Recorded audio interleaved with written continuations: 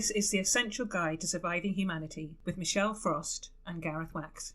Today we are going to look at the subject of narcissism. And as you know, G, this is a really important subject to me. I would say it's absolutely intrinsic to your very soul. Yeah. I've thought about it a lot, I've researched it a lot. And obviously it's a term that I suppose I associate with my own family, with my mother in particular. And I wanted to get to the bottom of why I am who I am. Way back when I was in my 20s, I remember a counsellor saying to me, I think you're the daughter of a narcissist mother. And it really didn't register at that point what that meant. And I think he told me to go away and read a book. And this book came to me much later on in my life and it all made sense. Hang on a moment. So did you not go read the book when he told you to at the time? I didn't. I know what it was. I felt that I would be somehow betraying my mother. Yeah, I thought I was going to cut it. Hang on, is this going to way back to that Catholic guilt we talked about? Okay. Yeah. You know, well, I think even outside of religion, you don't diss your own parents. I think there was something there about... That was the norm when we grew up. Yeah. You know, if your parents said something, that kind of became rule of law, didn't it? And also to admit that you didn't have the perfect family. I just want to do a sexy check. You'll find out the reason for this later. Do I sound too sexy to you? And am I sounding diminished in my voice? No, you sound about right.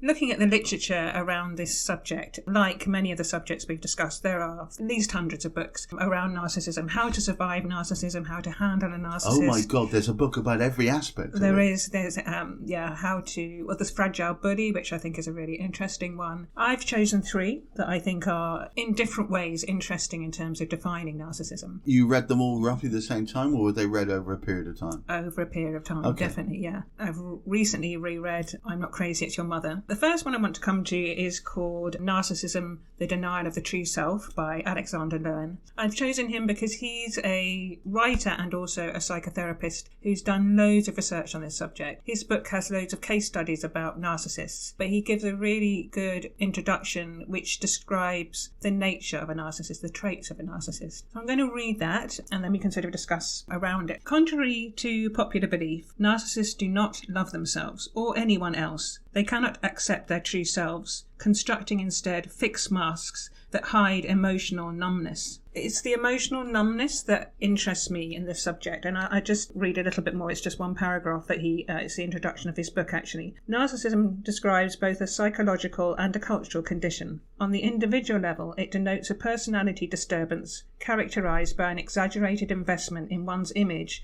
at the expense of the self. Narcissists are more concerned with how they appear than what they feel. Indeed, they deny feelings that contradict the image they seek, acting without feeling. They tend to be seductive and manipulative, striving for power and control. They are egotists, focused on their own interests but lacking the true values of the self, namely self-expression, self-possession, dignity and integrity. Narcissists lack a sense of self derived from body feelings. Without a solid sense of self, they experience life as empty and meaningless. It is a desolate state. Well, I think, unfortunately, you know, the Western world in general is going that way. But he looks at case studies later on, and I find them really interesting because although there's this sense that narcissists don't have feelings, that they are lacking in empathy, they don't care about anyone else, they only care about themselves, and the world revolves around them. There's a case study where this man comes to Lowen and says, my wife has decided not to marry me. We've been together for years, but she's decided, you know, she doesn't want to marry me. And the wife says, well, there's something missing. I'm not getting any feelings from you. And with a little bit of exploration, this man says, I don't have feelings. I don't know what they are. And, you know, she's asking for something that I can't give her. And Lowen says, well, you know, she wants you to light up when she comes into the room. She wants you to for your heart to start beating quicker. And none of it, he just doesn't get any of it. He doesn't understand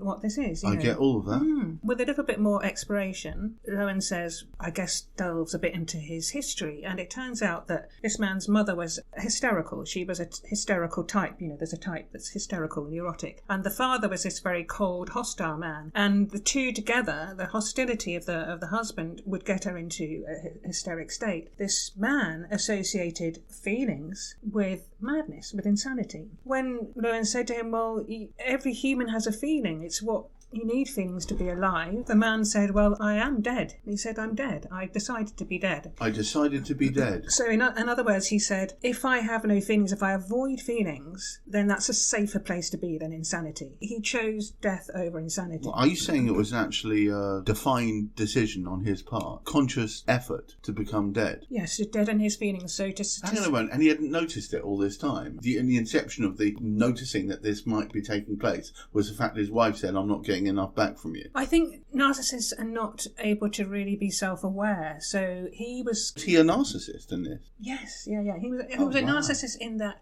I feel sorry for him. Yeah, well, this is the thing. So that's just reminded me of a quote where he says, life is a stage, and when the curtain falls upon an act, it is finished and forgotten. And that's how narcissists feel. If they're not seen, if they're not on stage, then they're forgotten, finished, and that emptiness is a life beyond imagination. Does that make me a narcissist? Because I don't feel full unless I'm performing on a stage or something. It's a good question, because I don't think you are. I think you... I'm more of a sociopath. I don't know. I wonder whether you've done a bit what this man has done and decided that feelings at some point weren't useful for you or weren't allowed. Or, that is definitely possible. I don't remember doing it consciously. May have suppressed them. Yeah, and I'm seeing them come out more now that you're spending time around. You said to me you're surrounded by women, but also with your music, you're doing a lot more presenting, and I'm seeing more emotion come out. So what about you? I mean, did not being the daughter of a narcissist, which by the way sounds like a B movie, daughter of a narcissist, does that not rub off on you? Because I was bullied at school. I was bullied by my father, and so that makes me sometimes into a little bit of a bully, and I have to pull myself back from that. Does the same effect happen with narcissism? Yeah, well, the daughter of one, you tend to withdraw. I mean, it depends which way. I would say I'm neurotic type. If there's a personality type, would be neurosis. So I know that as a daughter of a narcissist, most emotions are not allowed. You're taught as a young girl, for me, right. Especially anger and hurt. You really struggle with. They're not allowed. They're not permitted. You're just a whining. I don't want to hear you. Stop complaining. You've no idea how good it is. So that's one. I have a tendency to withdraw if I'm having difficulty. So I don't lash out. It goes back on me. There's something wrong with me. Right. know. So going back to this case study, because I think it's really sweet actually what this man said. When he was asked to describe his feelings, he says, I program my behaviour so that it is effective in the world. So he programs his behaviour. This is how it sounds like he's actually being very logical. Yes, I can totally understand he totally went. That's why he identified with his father, who was... It was a coping mechanism, right? He identified it with his father, who was very much sort of an IT technical type, very logical. So Lowen says, love contains ardour or passion, which is not simply respect or affection. Right. Eric responded by saying that he didn't want Janice to leave him. He believed that they could make a good breeding team and form a workable partnership. Oy, oy, oy. So there's a type of narcissism which is... A breeding team. Yes. I just thought that just said so much. So there's a sort of narcissist that are brought by their wives for therapy, and they're already like miles ahead because there's a sort of self-awareness. Most narcissists don't go to therapy because they are not aware of their own fault. I thought it was because they didn't want to have to face the abject truth. I don't think I think they just deny it. That they just deny that there's something wrong with that person. They say, right. We're all there. We're all on the spectrum. All on that. Right, okay. Yeah, what he's talking about is a kind of pathological type of narcissism. Right. A disturbance, a narcissistic disturbance, where they are kind of doing harm to those around them. Let's talk about some of the traits, because maybe people listening will want to know what we know. Well, no one... Write it on a postcard if any of this applies to you. No, seriously, don't. Yeah, and I guess, we've talked about this before. I probably attracted narcissists into my life. When we first met, 4 or 5 years ago, the guy that you happened to be seeing at the time kind of matches this. I remembered who that is now. Just it matches it. Yeah, completely. He's a jazz player, all about himself. I never knew when I would hear You were there as like rent an audience. I was his little minion. I was his little fan club that would turn up to all his gigs and just sit there in the back. I actually don't recognise that person anymore. I don't feel like... I think you've become not so much self-aware, but you're less judgmental and more focused on making sure you spend time with people who actually give you back. Well, that's the key. Give you back positivity. Yeah. Do you know what I mean? Yeah. Which in some ways sounds a bit segregational, that you're trying trying to cut yourself. You weren't. You're just trying to focus your attention on people, I think, that you think matter to you. Mm-hmm.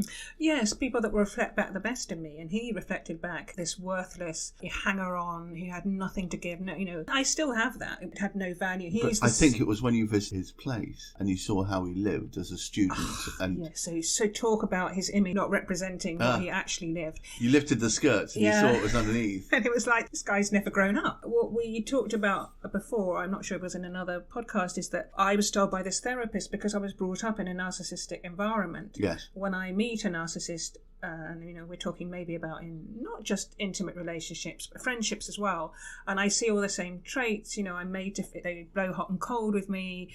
They make me feel special one minute, not the next. It feels familiar. And so I end up with these men that are replicating my childhood, and it feels safe and comfortable. Yeah, I suppose it's, in a way, subconsciously better the devil you know. Oh, yeah, I can read this person. I mean, I got good at reading. So let's just name some of the top symptoms and traits of narcissists. All right. Control is essential. They want complete control of you. So you may find that you're being isolated. It's often very subtle. They know better than to be direct about these things. But, that friend doesn't really seem to do you very much good, or she doesn't seem to be very educated, or so they'll talk your friends down. So after a while you get isolated from work colleagues even, or even they might not want you to go work at all. So the isolation side, that's really, very important. Really important. So all the people that, even your family, that mean things to you, they diss, if you like. So you might find yourself feeling really isolated. So is there a pattern whereby they peel off one by one all the people that are closest to you? Yes, just little remarks. And because they're so self-opinionated and so there's this grandiosity, this arrogance, they sound really convincing. They really will target the codependent. Yes. And this is the giver. They're the taker. The giver is a needy person that needs to and feels that they need to sacrifice things in order to be with someone. Right. So they love codependence, and they'll constantly pick at the faults and the weaknesses. They are super bright often, so they'll know exactly where your faults are. Pick at them, constantly reminding you,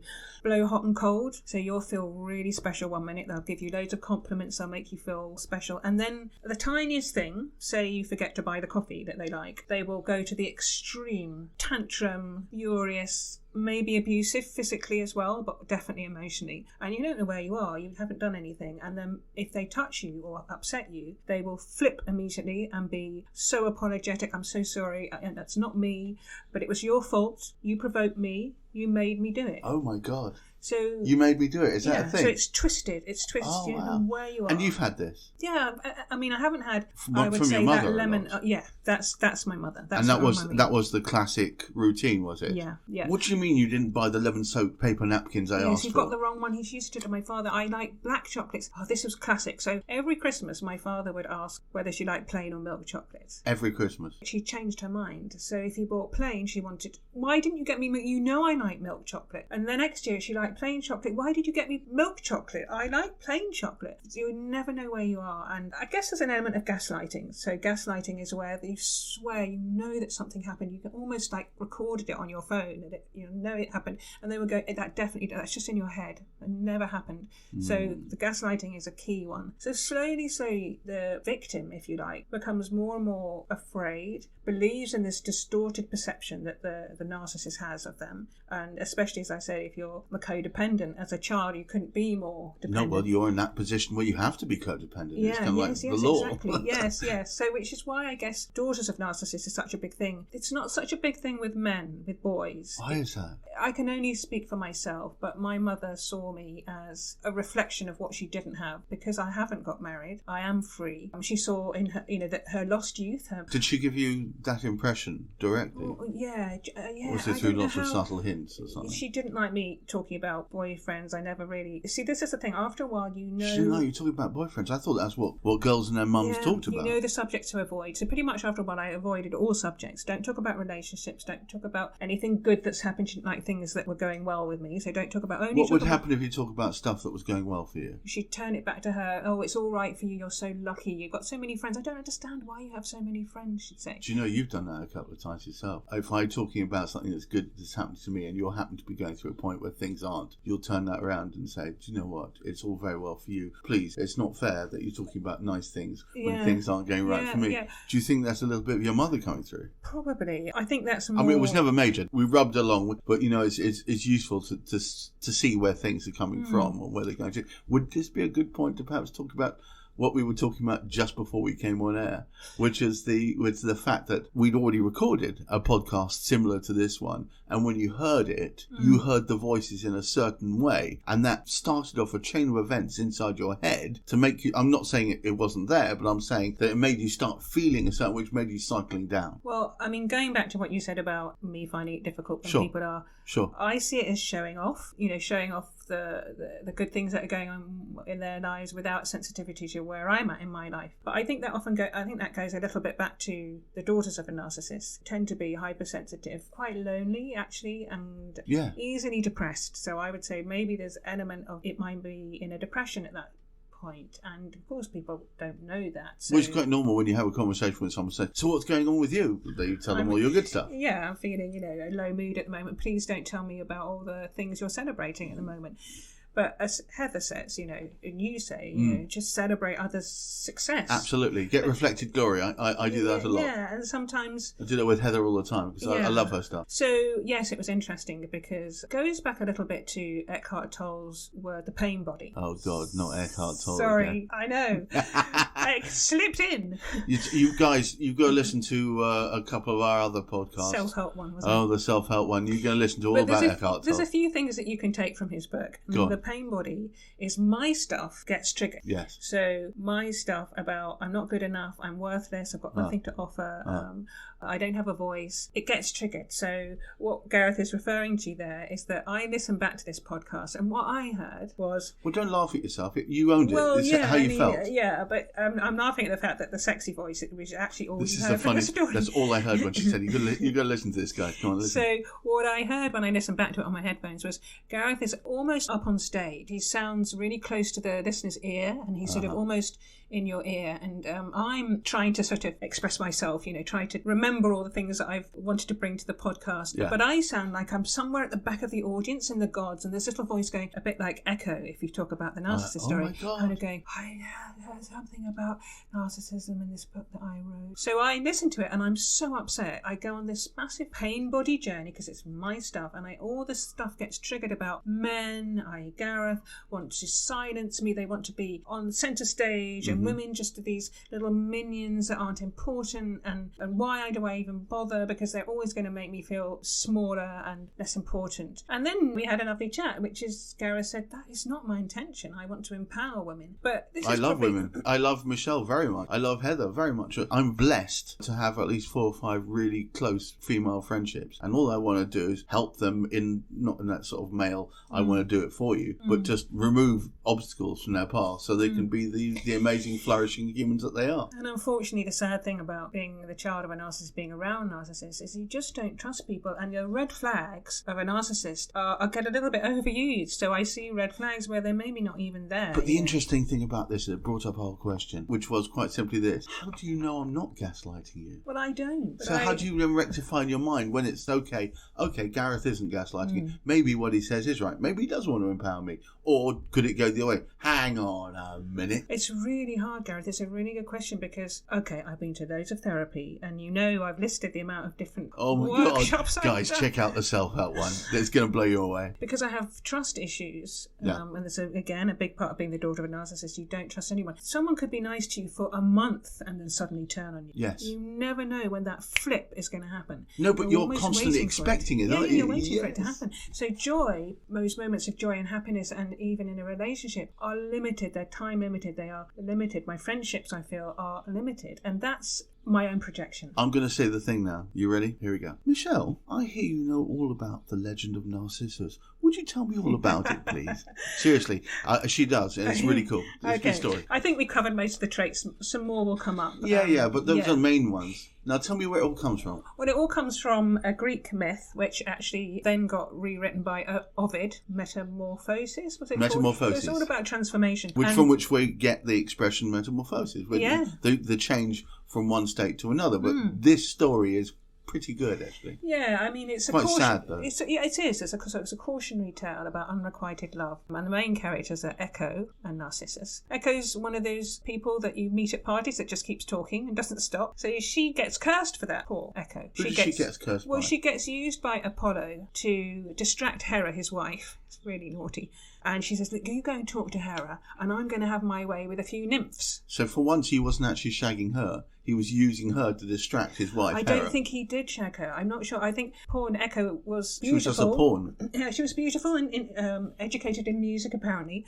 And so Hera I'm liking her already. Hera finds out that she's been tricking her. So she says, right, what's the worst curse I can put on a beautiful, educated musician? So she takes away her voice. Not completely her voice. She takes away her own voice. And all she can do, Echo, is repeat what everybody else says. Hence the expression echo. Yeah. All her life, all she can do is repeat what other people are saying, which I think in itself, in this current age, is quite significant. Anyway, Narcissus comes along. Are you making a commentary about the fact that everybody seems to be replicating what everybody else has already done before? Yeah. Yes. Certainly is in music. Have you noticed that? Yes, but also, and also in social media, people are just quoting people that are celebrities, people on the news. Yeah, but they themselves are quoting stuff from thousands of years ago. Yeah, no, I agree. It's all rehashed. Everything's rehashed. So I think there's something interesting about the fact that that's her curse, is to not have her own identity, her own voice. She just has to, I've had an idea for another podcast, which is one of the topics that I most bang on about, but kind of leads into this,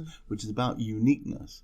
People desperately searching to be unique. Well, in fact, that's in the next book, Individualism. But so I'm coming to that. Yeah. So tell me more about Narcissus. So Narcissus is this beautiful, handsome young man. I guess, today he would be probably a celebrity just because he's so good looking, and he's been probably on The Voice or Big Brother or Love Island. Super sexy, but he doesn't know it yet. He's got a lot of interest from a lot of the nymphs, but there's not mirrors around, you see. I was just thinking, in the Greek time, there wouldn't be many mirrors. Well, they were polished. Remember, they've specialised in polished bronze. Oh, so he might have got a glimpse of himself in that, yeah. And of course, there's water. Well, only not up until the point of the curse. So he just has been, maybe doing some hunter-gathering, and doesn't really know. And Tiresias, there's always a blind seer in these. Always a blind seer.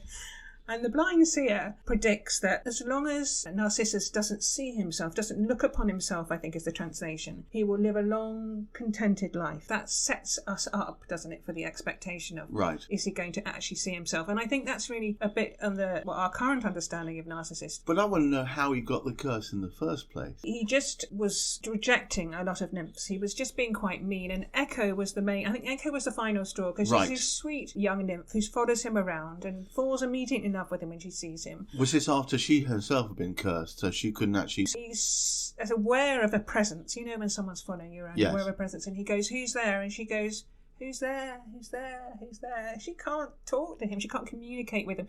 So he rejects her, and the story is that she fades away and becomes just a whisper.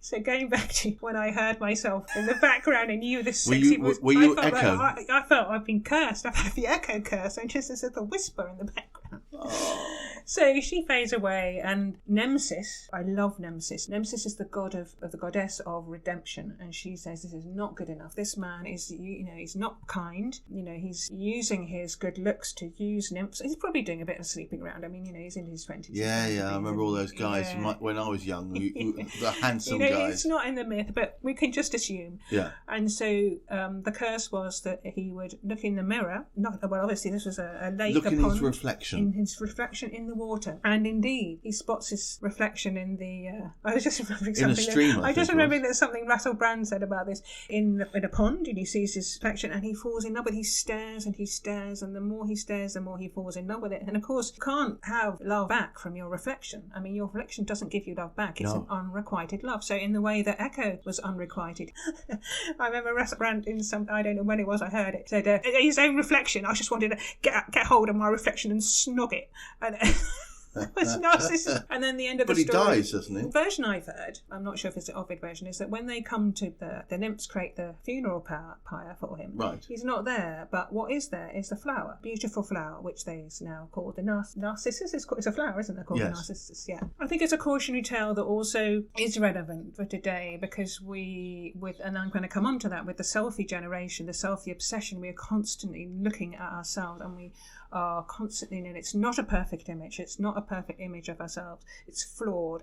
But we're trying to disavow those flaws. Have you noticed how many new filters there are coming up? Oh my goodness. goodness. And more filters to remove this, to remove that, to make you look younger, Absolutely. To make you more like cartoon-like, to make you more like Disney-like. Yeah, you could change your colour of your eyes. You can put makeup on. You can, In a world that where people seem to value truth, but then they don't. No, exactly. Maybe that wasn't part of the cautionary tale, but a bit, as we said just now, the fact that Echo was not able to communicate with her voice is, in a way, it feels that we do go around repeating what we've heard other people say. It's not our own truth. There's a sort of narrative that's constructed in our minds that's all these voices and impulses that are coming towards us, and it's hard to really understand, what our own thoughts are, what our own story is. I feel very much that way sometimes when I try to avoid social media, and I will come on to the next book, which I really highly recommend, which is called Selfie by Storr, who is a very successful journalist writes for The Guardian, The Times, New York Times. I just think it's a fantastic idea. So he's basically traced the history of the self through time, from hunter-gatherers to now. And so the book's called Selfie, How the Western World Has Become Self-Obsessed. So the premise is now, in order to succeed in life, to get through, to even survive life, we have to be happy, rich, slim, super intelligent, entrepreneurial, all of those things. And what it's created is this dissatisfied perfectionist. He says that we are suffering this terrible torture of trying to seek this impossible fantasy, which is a sort of perfection. And it comes down to what you're saying about we are creating this false mask, which is what Lowen talks about on Facebook, on social media, on Instagram. And we're seeing all this perfection, but there's no way that we can achieve it. So it's unattainable. Yes, exactly. And he sees it as a sort of terrible tragedy of the day. But how he traces it is he goes back thousands of years to the hunter-gatherer times, says that really this, where we are now, in this technological, selfie-obsessed, social media-obsessed world, addiction really, is really recent. I would say it's only the last 6 years. Because the smartphone is what's really made all this possible. Yeah, but I think what he's talking about is the amount of sort of self-obsession, of the image. Image self-obsession. Yes, yeah. So I think possibly you could track that mostly back to Andy Warhol, because pop art was all about taking commonplace images, often of celebrity, and repeating it multiple times. Well, how he looks at it is, I think what Lowen says, and Storr, is that all of this is about us. We are affected by our environment, by ecology, by society, by the general geography, environment. So we have to fit into that. And just quickly going back to what Lowen says, in the last century, the neurosis was all about hysteria, women being repressed sexually, and so they would either scream or faint. Freud was dealing with that, mostly repression. What Lowen says now is that there's no restraint, especially in a narcissistic world. I think we're given to more outlets. That's the reason. We've got pornography. And what he says now is that men and women are coming with, they're not performing, performance anxiety. In other words, they won't be able to perform. I understand what the concept is. So that's the new issue, whereas before it was hysteria, neurosis, anxiety, guilt, shame. The assumption was you could always perform in the bedroom. It's only since the 70s, I think, exactly. And as I mentioned before, Cosmopolitan has got a lot to do with it. Well, yeah, and Cosmopolitan was the first that airbrushed their models. So what Storr notices is that, there's two things. The difference between Western world and the East Asian world. But he says that, so in the 50s, let's say, we had a welfare state, jobs for life, unionism, regulations. And then I think we had the 60s and the hippies, so it was much more sort of free love. But it was much more lax on all rules. There was less of a bar to always match up to, and there were now possibilities of just either doing nothing or just exploring. Yeah, and there was a sense of community still, communes. Absolutely. It was a time of community. Thatcher comes along in the 80s and she goes, no, I'm not really happy with this sense of community. We need to put the self against the self. We need to encourage individualism, competition. We need to create a competitive society, and it's called neoliberalism. So with neoliberalism came a very different society, which was much more about the individual, self against self. It was more dog eat dog, that's for sure. Dog eat dog, exactly. So along came also the self-esteem movement. Do you know what the self-esteem movement? I'm aware of its existence, but I'm hoping you're going to elucidate on this. Coming back to sort of Freud and therapy, we were all kind of essentially bad people. Let's just say there was a sort of general sense that we were all, Are we going back to that Catholic guilt thing? No, can you stop banging on about it? I'll bring it up if I want to. Honestly, just can't stop. But like a dog with a bone. Sorry. Went from Freud to Carl Rogers, which was about humanistic therapy, and it was all about you're wonderful, you're amazing, you can do whatever you want, you have so much potential. You're sounding like an X Factor. Exactly. So you had Est, which we've mentioned in another one, where your brand said, you're encouraged to scream at your genitals, but whatever it took to make you feel better about yourself. So we had that kind of very much, and it was meant to change the world. The better we feel about ourselves, the better we tell our children they are, how wonderful they are, the world will change. Yeah, by osmosis and just by reflection, gradually the world becomes better and better because we all start feeling empowered and happy with ourselves. Exactly. Logically. So then came, interesting, but he said in maternity wards, parents started calling their children unusual names. So, had Richard and David and Elizabeth and Jane. Uh-huh. Then we have Trixie Belle and Moonbeam and Brooklyn and Pixie. And Moon Unit. Yeah. Paris. Why do you think parents were doing that? Because they're idiots. Well, it was so that their children could stand out and be special. It was to set them up for this special life. Yeah, I know, but you know as well as I do. In the first 12 years of your life, you spend all your time desperately trying to hide among the masses.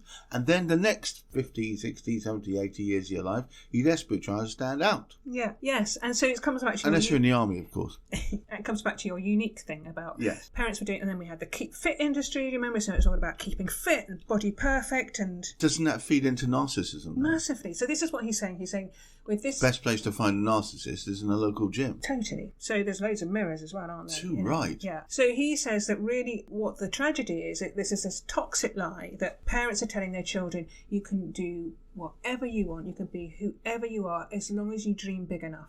And that's the sort of millennials. But it's not true, though. No, and exactly. And the millennials are growing up, with this kind of entitlement that they can do anything. And they expect them to be the next Beyonce, the next president of the US, the next Michael Jordan. What we end up is massive failure happens, you blame yourself. So what his conclusion is, the Western world versus the Eastern philosophy. Let's do that. Western world philosophy, how would you characterise that? Well, and now it's very much about the individual against the individual. It's all about the potential of the individual. In Japan, China, as you know, it's very much about collective. It's about the firm. So funnily enough, he says that say at a dinner party or an event, the Japanese will come, my name is David and I am Sony's David. I'm Sony David. So I am Sony's David. He's not a David.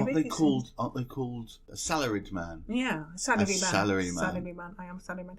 So it's very much about the collective. They don't want to stand out. I remember and they desperately want to. They want that, don't they? Yeah, absolutely. You hit the nail. If the nail comes up, you hit it down. So the idea is that you don't want to be singled out in the Eastern world. If a CEO has let down his company and he commits suicide, it's an honourable thing. And there's just one experiment that he mentions in his book, which is where they show two groups of people, Eastern Asian and Western, and it's a fish tank, and there's this beautiful fish swimming around, multicoloured, gorgeous looking, and a bit like sexy Gareth when he's being sexy. It's floating around. I'm swimming around, being gorgeous. In his bow tie, and the Westerners, they just look at the beautiful fish. They're obsessed by this beautiful fish. Okay. And then, because they're doing eye movement tests, and the Eastern attendants are looking at the whole. They're looking at the beautiful fish, but also fish, and the other fish in the background, and all swimming around together. And so that's very much, he says, when we take selfies, it's like of us, whereas the Japanese and the Chinese, they're just group photos. They take the selfie as if it were the group photo. So I think it's I really encourage people listening to this to read the book, because I think it really, his conclusion is, don't believe the lie. You can't tell your children that you might win the Olympics one day, because we all have certain limitations, biomechanical limitations, that means that we can't do all of the things. I think you should tell your children they should try whatever it is that makes them happy, without necessarily them having the expectation they're going to become a world-class athlete in that example. But they should try. And if they find that they've got an aptitude, then they should pile it on and keep pushing to see how far it will go. With the expectation that they're just going to try to hit the next level. Each time trying to exceed the next level. Yeah, play to their strengths. Accept that they have limitations. They're flaws. I mean, it's really hard. That they're human. A young child, it's difficult to understand. Russell Brand in this wonderful, and I haven't plugged it yet, a wonderful podcast called Under the Skin, with the Luminary podcast platform, if you like. It's so funny, and I actually, my pain body about not good enough kicked in, because I thought, okay, he's interviewing Deepak Chopra and people with PhDs and Richard Chedrake. Why do I even bother? So it's interesting it triggered that, but it's really worth listening to. He's very, very funny in it. But you realise he's got to that point by having already got to that point. I know. So he already had to be mixing with the hoi polloi for them to want to even spend time to talk to him. They're all celebrities, you know. And Gervais, And what do they want? They want more celebrity. So the only way they're going to get that is by mixing with a celebrity. So you've got to start somewhere. Yeah. But all I would say is this: it is scary to be in a world that's seemingly obsessed by the skin deep nuances of appearance. However, this pandemic has brought out in many ways some of the very best of people. Do you know, you've just reminded me, it's so funny, because I'm so glad you reminded me. So this podcast was in 2017. Okay. And Brandt says to Will Storr, what's the answer? He said, I'm afraid it's a disaster. So he didn't, this was 2017. He said, what brought people together in the past was depression and the two great wars. And little did they know that in 4 years' time we're going to have the pandemic. No, a disaster which befalls everyone equally. That is, doesn't split new from old, doesn't split from rich or poor. That is omni, that is universal, that's omnipotent. That is the only way to bring everyone together. And in a bizarre kind of way it has done. I, in my business, now mix with people from Glasgow, from parts of France, from Indonesia, that I would never, under normal circumstances, now I'm their friends. Yeah, and I'm aware of people really saying we need to look after each other. We really do, in this situation, need to look after each other. And I felt that very much as a sort of person on my own, that people have reached out in a way that maybe they wouldn't have done in the past. You know, are you okay? Can I get you anything? Can I get you something from the shops? There's a sense of, I really do feel in pockets, definitely around where I live, a sense of community has grown to an extent that it may not have done in the past. So it's been really interesting talking about this subject, some of the traits, some of the things to look out for. Anyone listening to this, I guess we should say, how do we survive this? And we should talk about a little bit about how we survive this. It's simple. Walk away. If you are resonating, if some of what we've talked about resonates with you, are you finding yourself in a relationship where you're feeling gaslighted, where you don't know where you are, you're treading on eggshells, you've lost a sense of self, you're or your friends, walk away. Michelle has actually done some work and some research, which is probably good because I've done none. So what she's done, she's found a book, which she was talking about at the beginning, so she can talk a little bit more about the daughters of narcissists, and we'll cover that in the section 2 of this. Yeah, I mean, it's about healing. Will Storr says very quickly is, we can't change ourselves, but we can heal. This has been the Essential Guide to Surviving Humanity with Michelle Frost and Gareth Wax.